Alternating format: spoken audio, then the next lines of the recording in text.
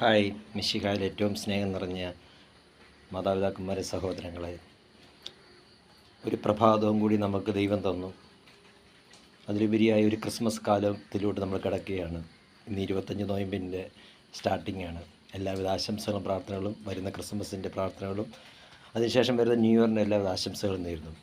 ഇന്നത്തെ വീഡിയോയിൽ നമ്മൾ ഞാൻ നിങ്ങളോട് ഷെയർ ചെയ്യുന്നത്, ഇന്ന് വിസിറ്റേഷൻ അഥവാ പരിശുദ്ധ കന്യാമറിയം തൻ്റെ ഇളയമയായ എലിസബത്തിനെ സന്ദർശിച്ചതിനെ പറ്റിയാണ്. ഞാനിന്നിങ്ങനെ ചിന്തിച്ചുകൊണ്ടിരുന്നപ്പോഴേ പെട്ടെന്ന് ഈ വീഡിയോ ചെയ്യാൻ തോന്നുന്നത്. എപ്പോഴും ഞാൻ വീഡിയോ ചെയ്യാറൊന്നുമില്ല, വളരെ റെയറായിട്ടാണ് ചെയ്യാറുള്ളത്.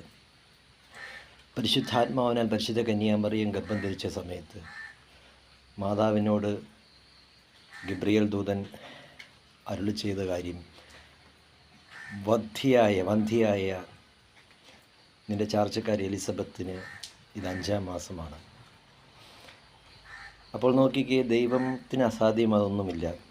പണ്ടെങ്ങാണ്ടോ അവർ പ്രാർത്ഥിച്ച കാര്യം, സക്കറിയ പുരോഹിതനും എലിസബത്ത് അമ്മയും വർഷങ്ങൾക്ക് മുമ്പ് പ്രാർത്ഥിച്ച് മറന്ന കാര്യമാണ് ദൈവമായ കർത്താവ് അവരുടെ വാർദ്ധക്യത്തിൽ ചെയ്തത്. കാരണം യേശുവിൻ്റെ മുന്നോടിയായി തൻ്റെ പാതകൾ ഒരുക്കാൻ വേണ്ടി കടന്നു വന്ന സ്നാപക യോഹന്നാൻ ജനിക്കാൻ സമയമായപ്പോൾ അദ്ദേഹം യേശുവിൻ്റെ മുന്നോടിയായിട്ട് കടന്നു വന്നു.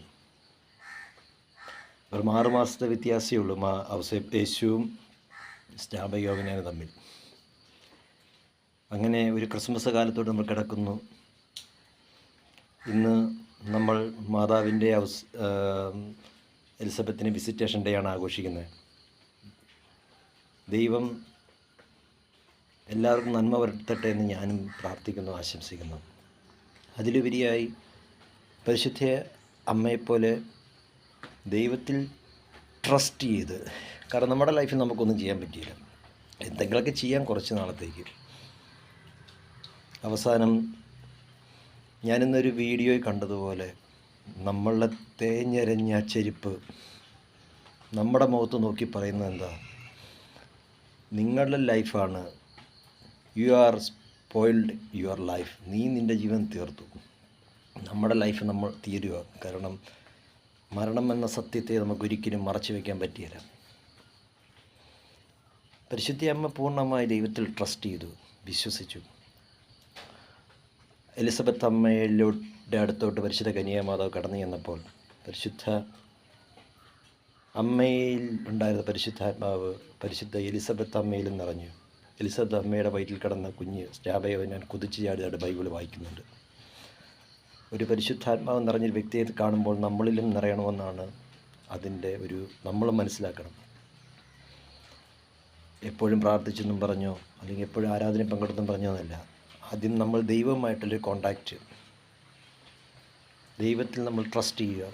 എന്ത് പ്രതിസന്ധി വന്നാലും ജീവിതത്തിൽ പ്രശ്നങ്ങളുണ്ടാകും. ഈ പറഞ്ഞ് എനിക്കുമുണ്ട്, നിങ്ങൾക്കുമുണ്ട്. പരിശുദ്ധ അമ്മയെപ്പോലെ ഔസേപ്പിതാവിനെ പോലെയൊക്കെ ഒത്തിരി പിടിച്ച് നിൽക്കണം. അതുപോലെ എലിസബത്ത് അമ്മ പിടിച്ചു നിന്ന പോലെ, എലിസബത്ത് അമ്മയുടെ ഭർത്താവ് സക്കറിയ പുരോഹിതൻ, ഒരു പുരോഹിതനായിട്ട് പോലും അദ്ദേഹം ദൈവത്തിൻ്റെ വാക്കുകൾ അവിശ്വസിച്ചുകൊണ്ട് അദ്ദേഹം തൻ്റെ കുഞ്ഞുണ്ടാകുന്നവരെയും അദ്ദേഹം മൂകനായി, സംസാരശേഷി ഇല്ലാത്തവനായി ജീവിച്ചതായിട്ട് നമ്മൾ ബൈബിൾ വായിക്കുന്നുണ്ട്. കാരണം അദ്ദേഹം ഒരു വൈദികനാണ്, അദ്ദേഹം ജനങ്ങളെ നിയന്ത്രിക്കുന്ന ആളാണ്, ലീഡ് ചെയ്യുന്ന ആളാണ്.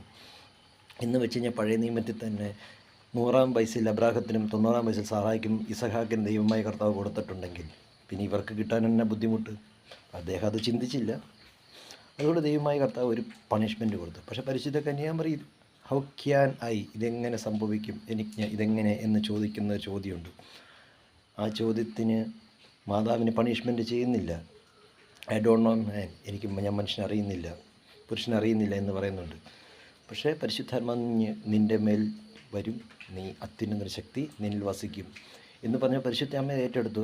I am the servant of God, കർത്താവിൻ്റെ ദാസി എന്നാണ്, അല്ലെങ്കിൽ പഴയ മലയാളത്തിൽ പറഞ്ഞ കർത്താവിൻ്റെ അടിയാട്ടി എന്നാണ്. അപ്പോൾ ദൈവം നിങ്ങളെല്ലാവരും അനുഗ്രഹിക്കട്ടെ. എല്ലാവിധ വിസിറ്റേഷൻ്റെ ആശംസകളും. ഒരു ക്രിസ്മസ് മന്തിലോട്ട് കിടക്കുന്നു. സ്റ്റാറൊക്കെ ഇടാൻ തുടങ്ങുമല്ലോ എല്ലാവരും. നല്ലൊരു, ഞങ്ങളുടെയൊക്കെ ചെറുപ്പത്തിൽ ഈ സമയം നല്ല തണുപ്പൊക്കെ ഉണ്ട്. അപ്പോൾ ദൈവം നിങ്ങളെയൊക്കെ സമൃദ്ധമായി അനുഗ്രഹിക്കണേ പ്രാർത്ഥിക്കുന്നു. പിതാവിന്റെ പുത്രന്റെ പരിശുദ്ധ നാമത്തിൽ ആമേൻ. Have a blessed day and a fruitful day. God bless you. Thank you.